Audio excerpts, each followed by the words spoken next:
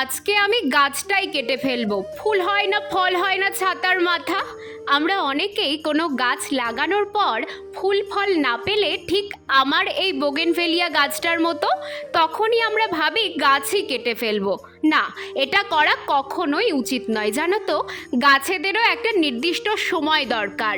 ঠিক যেমন কোনো বাচ্চা জন্মের পরেই হাঁটতে পারে না, তেমনি কোনো গাছ লাগানোর সাথে সাথেই কিন্তু ফুল ফল দিতে পারে না। ওদেরও নির্দিষ্ট সময় দরকার। ভাবছো তো তোমরা, তাহলে আমি গাছটা কেন কাটছি?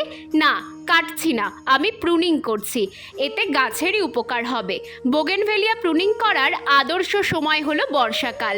যাদের গাছে ফুল আসছে না তারা গাছকে প্রুনিং করো, আর মাঝে মধ্যে একটু সর্ষের খোল পচা জল দাও। আশা করছি সামনের বছরই গাছে ফুল আসবে।